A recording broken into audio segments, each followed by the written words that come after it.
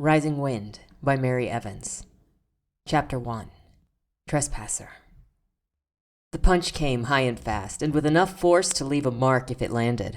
I dodged and countered with a jab to the ribs. It wasn't strong enough to wind him, but he'd think twice before getting this close again. The cadet retreated, keeping a safe distance between us from then on. I held back a smile. Caution was good, but if you didn't pressure your opponent, it left you open for an attack. I threw a few random hits to confuse him, then sidestepped and wrapped an arm around his throat. He struggled, but there was little he could do other than tap my arm in surrender. I let go. The cadet straightened and stepped back in his line, facing me as we waited for the others to finish. Blocky academy buildings cluttered in the distance behind us, back into the edges of the sprawling town beyond them. But ahead, everything was flat as far as the eye could see. The sparse patches of bush and lone trees scattered here and there did little to make the space feel any less empty. "Switch!" Sergeant Hart's voice boomed across the open training field. My opponent and I nodded at each other in acknowledgement, then moved in opposite directions, a new face replacing his. "Ready!" Hart called out. "Start!" The next fight played out much the same. We took positions, exchanged a few test blows, and once his guard faltered, I rushed in, twisted his arm behind his back, and immobilized him. He tapped to surrender. The whole thing lasted a minute, and then it was on to the next fight. Hart called the drill 5-minute fights. It was his favorite exercise. The goal was to end the confrontation as fast as possible, and the constant rotation made it hard to get used to and exploit the opponent's style. It still felt unfair. I had trained for this my entire life, while most of my classmates hadn't done any combat training before they joined the academy, and it showed. My next fight was against a girl I'd sparred with often. She smiled when we faced off, equal parts arrogance and feigned innocence. She thought I'd go easy on her just because she batted her eyelashes prettily, and then she charged. Like so many others, she still made the same mistakes. She thought she was fast and unpredictable as she threw punches in quick succession, but in reality, she was uncoordinated. Her balance was poor, and if I pushed her right, she'd trip over her own feet. She also complained when she lost, acting every bit the unfortunate victim, and bragged when she won, rubbing it in for good measure. Not knowing which was worse, I let her win this one. That made 3 victories and 2 defeats, a rough balance that wouldn't make me stand out with the other students too much. We switched again, and the next opponent still hadn't learned how to throw a proper punch without overextending himself. A matter made worse the more tired he got. I ended the fight quickly before he sprained something. Back in military school, students who fell behind would run the drill over and over until they corrected every weakness that the instructor could perceive. But the rules were more lenient in the academy. The emphasis was on discipline and mental skills, since most cadets were training for desk positions rather than active field duty.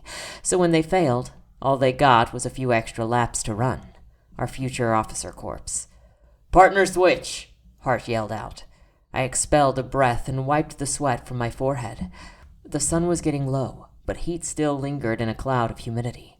Bren, my training partner, walked over and handed me the bottle of water with a smirk. "Show off." His voice drifted over our mental connection. I gulped down what was left of the lukewarm water.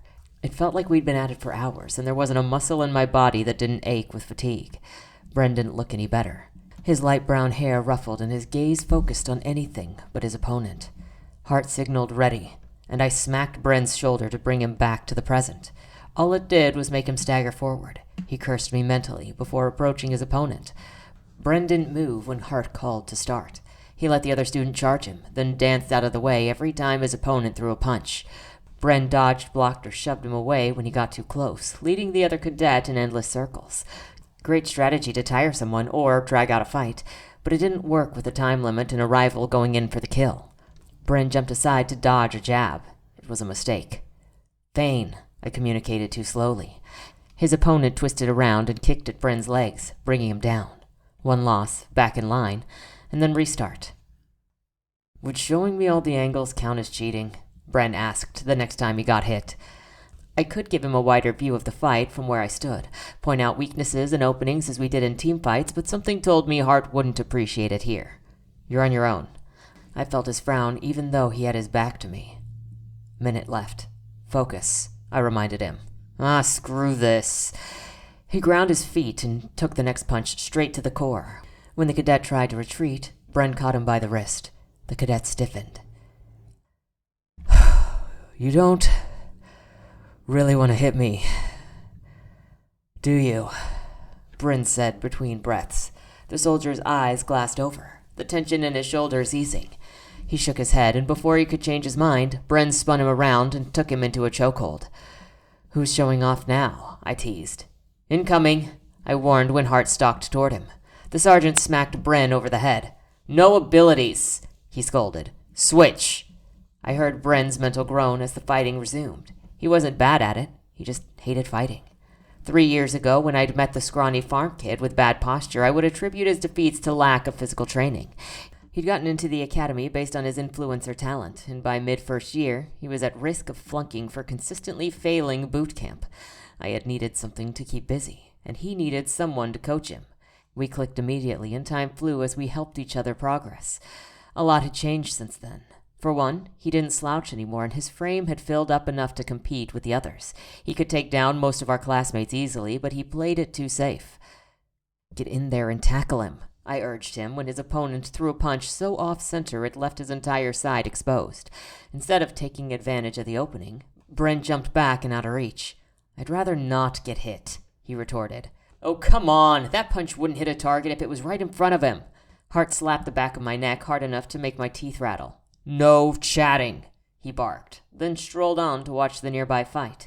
Next time, Bryn followed my advice and earned himself a win. 2 victories and a dozen ties later, Hart finally yelled out to stop. We formed a single line and waited for the next command. For a while, he just stalked up and down, giving us the stink eye and letting his aura of intimidation flow unrestrained.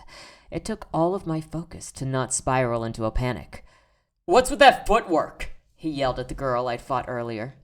Did you tie your shoelaces together this morning? She flinched, but I had to commend her for not cowering. Back when we were still freshmen, a single look from Hart had sent most students fleeing. Even today, some were shaking, no matter how much they'd straightened their spines and tensed their muscles to hide it. Bryn, on the other hand, never had a problem resisting the assault and stood irritatingly relaxed next to me. Hart continued his review up the line. He berated some, praised others, and advised the rest to take it seriously or go home. The latter usually ended up with double laps on the field and extended exercise routine. I held my breath when it was my turn, both terrified and fascinated about what Hart would say this time. His hand landed on my shoulder, his gray eyes leveling to mine. Good fight, Kaleo. I blinked. That was a first. If this was a dance school, he yelled.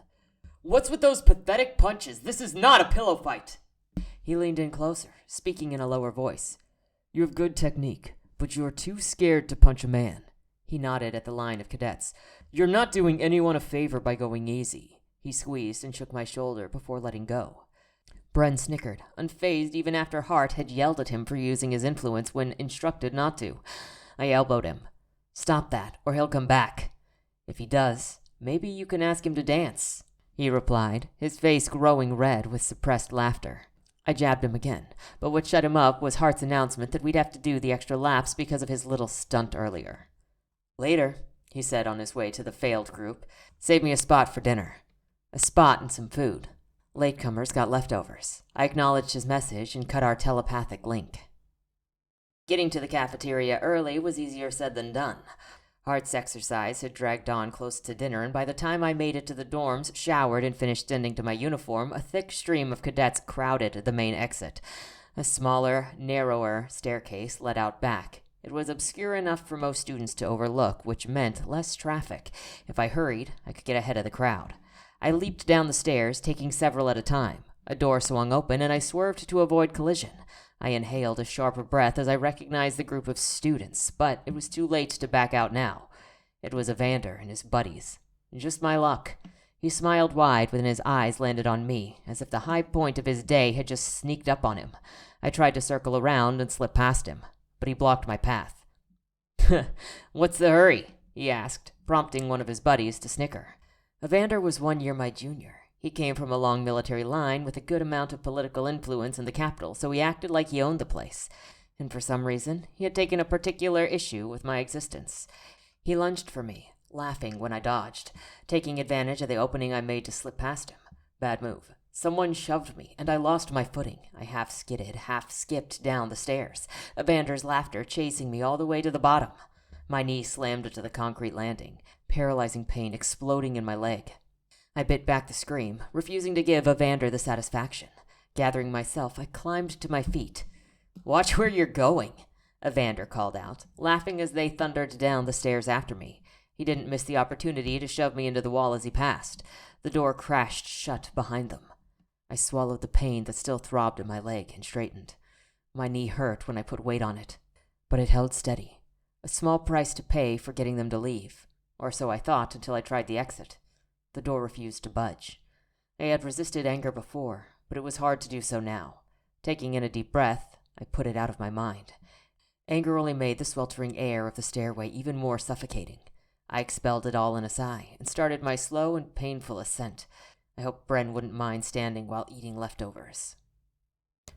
A dose of painkillers and hours of twisting and turning was not enough to fall asleep. My muscles ached from a day of combat training, and my mind stubbornly refused to wind down. And my knee hurt. It hurt so much that I desperately needed to stretch my legs, so I picked up my boots and crept across the cold concrete floor.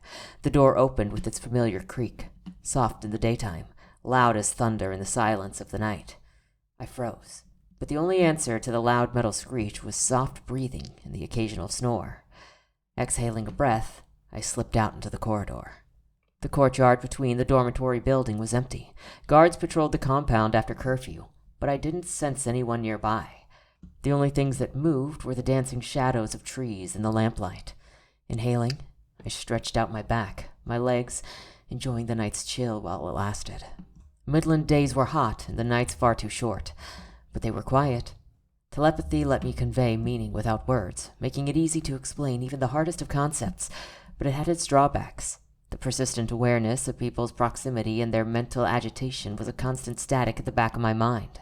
It buzzed, scratched, scraped, and on bad days gave me a splitting headache. But the nights were quiet, or at least they should be. But something had been gnawing at the edge of my consciousness for a while now. I stopped in the middle of the courtyard, studying the sensation. It was a soft tingle at the back of my neck, prickling when I tried to ignore it. I felt out again, sensing no one nearby, yet it persisted. Whatever it was impossible to silence now that I was aware of it. So I followed the winding paths almost dreamlike, heading in an unknown direction. The military academy was a collection of gray buildings interspersed by stretches of grass and trees. A tall wall separated it from the city on one side, and endless farmland surrounded on the other. Different sectors were spaced well apart, each forming its own enclave. I found myself crossing the path between the commissary and the library, an area that was a good deal away from the barracks. I hadn't seen any patrols, but I wasn't alone. Soft steps carried around the library, so quiet that I had to strain to hear them. I hurried toward the corner to intercept. The dark figure took the turn a little too fast, bouncing back a step to avoid colliding into me. Two pale eyes stared up at me. It was a girl I didn't recognize. She didn't look much older than me, and she barely reached my shoulder. The shabby leather jacket she wore was a size too large, and its hood partially covered dark, wind-blown hair. "You're not supposed to be here," I blurted out. There was something feline about the way she tilted her head, watching me. Her stare turned from startled to calculative.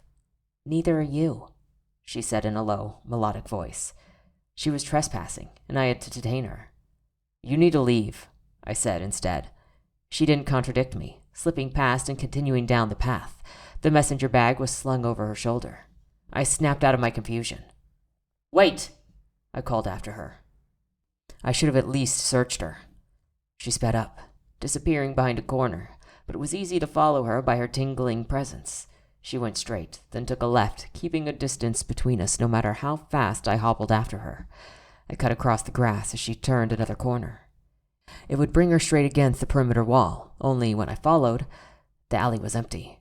I looked left, right, then up, scanning every shadow.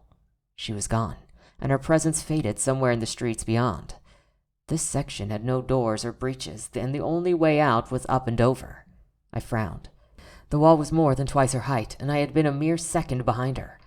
Scaling it in such a short window would be impossible without some form of enhanced physical abilities. My frown deepened. She had to be an elemental.